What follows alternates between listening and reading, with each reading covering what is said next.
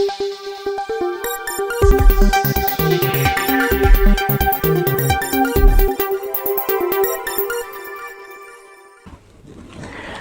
नमस्कार, सत श्री अकाल। आप देख रहे हैं किताब रिव्यू। मेरे हाथ में किताब है बेग साहब गरीबों और कमज़ोरों के मसीहा। ये किताब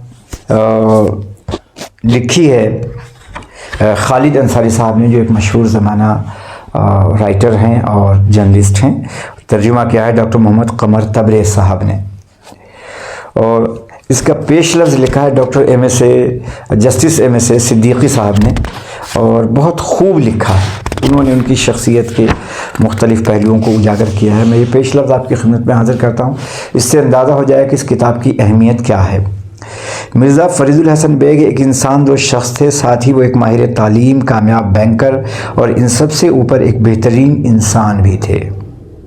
वो अपने आप में एक इदारा थे। वो इस बात को शिद्दत से महसूस करते थे कि मुल्क का तालीमी निज़ाम सिर्फ अमीरों और दौलतमंद लोगों को नज़र में रख कर बनाया गया है। गरीब चाह कर भी वहाँ तक नहीं पहुँच सकते, क्योंकि उनके पास इतने पैसे नहीं होते कि वो इन स्कूलों या कॉलेजों की फ़ीस बर्दाश्त कर सकें। दूसरी तरफ उन्हें ख़ुद अपनी कौम की फ़िक्र भी खाई जा रही थी कि अगर मुसलमानों ने अपने आप को मॉडर्न एजुकेशन, इंफॉर्मेशन टेक्नोलॉजी और नित नई दरियाफ़तों से लैस नहीं किया तो तरक्की की दौड़ में वो दूसरों से काफ़ी पीछे रह जाएंगे और मुस्तक़बिल में पैदा होने वाले सुनहरे मौक़े को हाथ से खो देंगे। यही वजह थी कि उन्होंने अपने आबाई ज़िला आज़मगढ़ में उन बच्चों के लिए तालीमी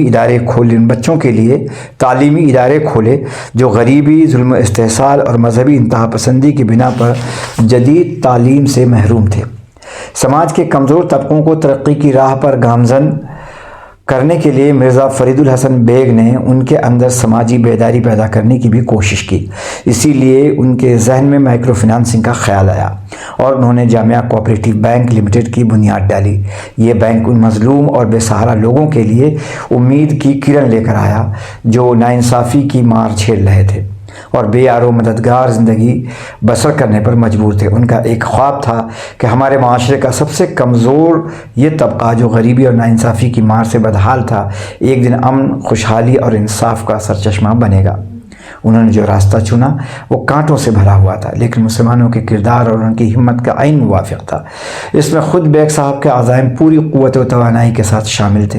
लिहाजा उन्होंने हमारे लिए वही छोड़ा जिसका उन्होंने वादा किया, फिर इसको अमली जामा पहनाया और ताउम्र इसी पर पाबंदे अमल रहे। चला गया मगर अपना निशान छोड़ गया, वो उम्र भर के लिए दास्तान छोड़ गया। जस्टिस MSA सिद्दीकी, साबिक़ चेयरमैन कौमी कमीशन बराए अक़लियती तालीमी इदाराजात हुकूमत हिंद। यहाँ हम सब जानते हैं इनकी बेग साहब अपने आप में एक बहस सोशल वर्कर पहचाने जाते हैं। उन्होंने अपनी सारी ज़िंदगी सोशल वर्क में गुजार दी। जब वो कम उम्र थे तभी उन्होंने एक मज़मून पढ़ा, एक ऐसी डॉक्यूमेंट्री देखी जो डॉक्टर ज़ाकिर हुसैन पर थी।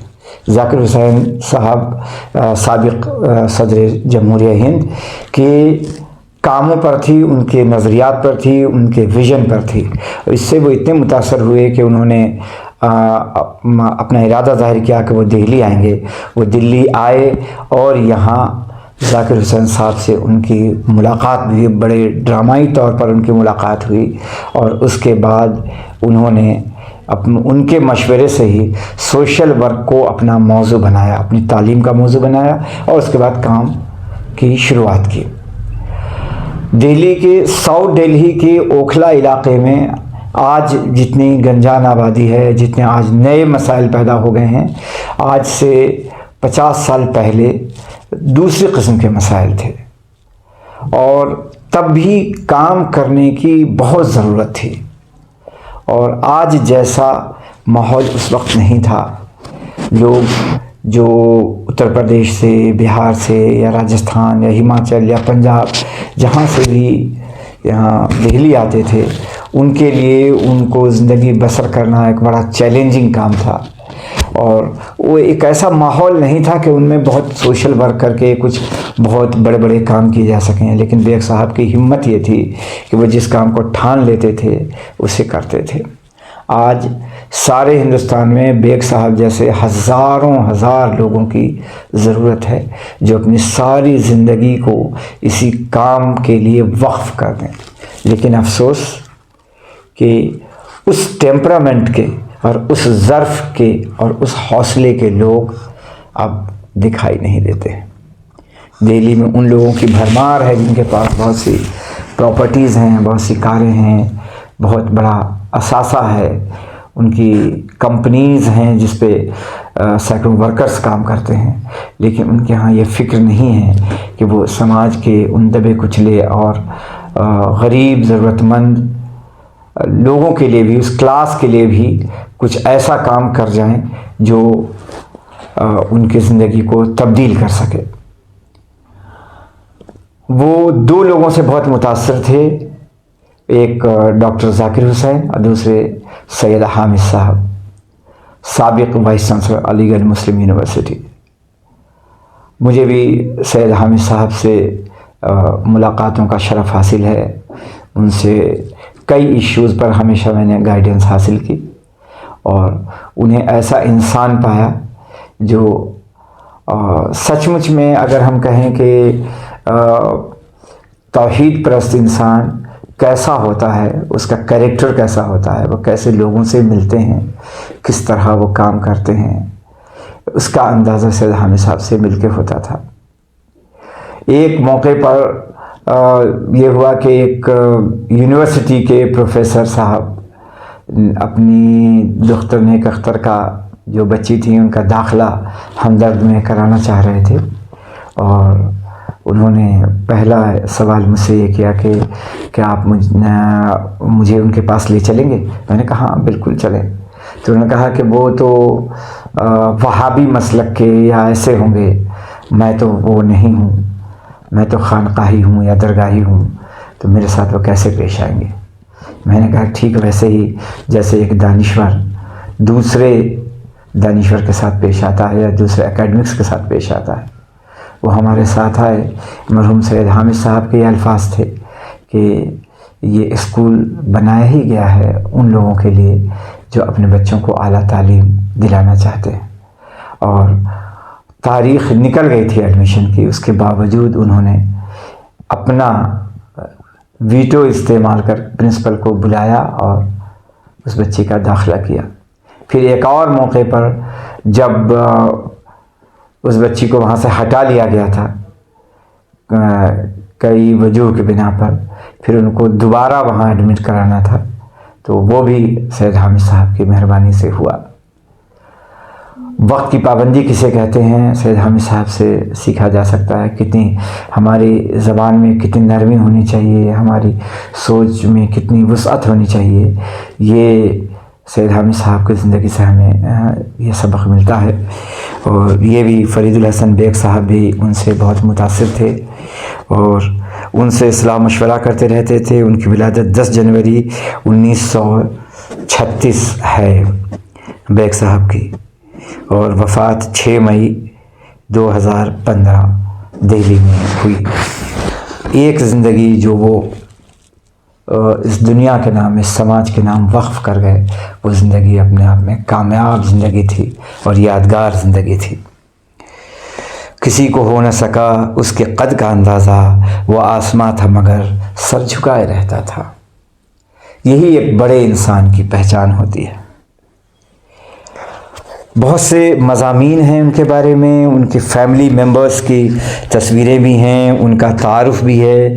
یہ کتاب ہم لوگوں کو، عام آدمی کو اس لیے پڑھنی چاہیے، ان کا شجرہ بھی ہے جو دانیال بیگ سے جا ملتا ہے، اور اتنا خوبصورت لکھا گیا ہے ان کے بارے میں، ان کی زندگی کے مختلف پہلوؤں کو، مختلف شیڈز کو ان رائٹرز نے پیش کیا ہے۔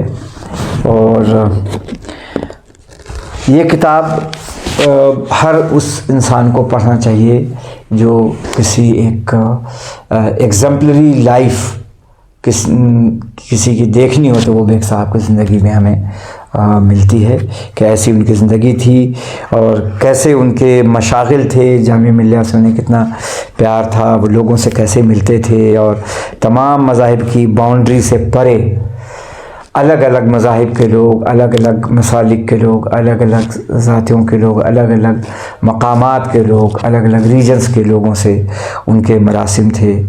اور تصویروں میں دیکھ رہا ہوں کہ یہ میڈم شیلا دیکشت سے بھی ان کے بہت اچھے مراسم تھے۔ دیگر ہارون یوسف صاحب کی بھی تصویر ہے اور بہت سے ایسے سینکڑوں لوگوں کی اس میں تصویر، اس میں سلمان خورشید صاحب بھی ہیں، دیگر حضرات بھی ہیں جن کے ساتھ وہ وابستہ تھے۔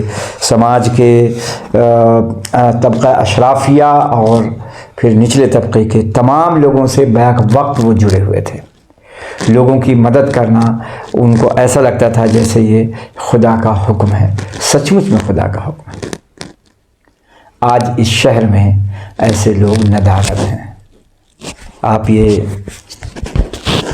کتاب پڑھیے اور اس کتاب کے بارے میں ایک یہ کہ اس کے مصنف خالد انصاری ہیں، مترجم ڈاکٹر محمد قمر تبریز ہیں، تعداد 1000، قیمت 250 روپے، اشاعت 2016، تزئین کار سہیل نقوی، بابر ایاز اور السٹریشنز ایم ثاقب صاحب، اور اس میں sky line publications private limited نے اسے شائع کیا ہے۔ اسکائی لائن پبلیکیشنز بہت خوبصورت کتابوں کی اشاعت کے لیے جانے جاتے ہیں، مختلف موضوعات پر بہت خوبصورت دیدہ ذیل کتابیں وہ شائع کرتے ہیں۔ ویسی ہی کتابوں میں سے ایک کتاب یہ بھی ہے۔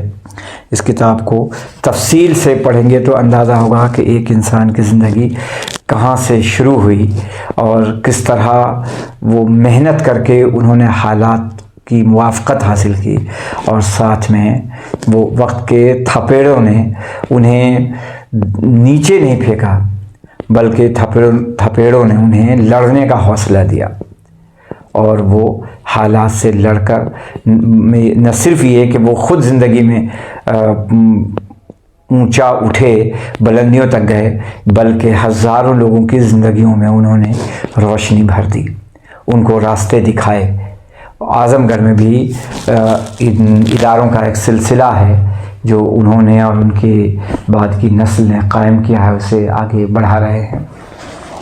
یہ کتاب ہمیں نئے حوصلوں کی مثال کے طور پر ہمارے سامنے آتی ہے، ہمیں حوصلہ دیتی ہے، طاقت دیتی ہے۔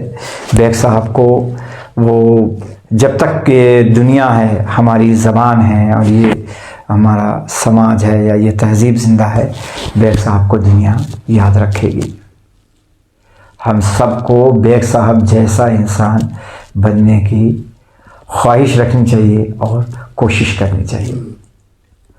بہت بہت شکریہ۔ سبسکرائب کریں، شیئر کریں۔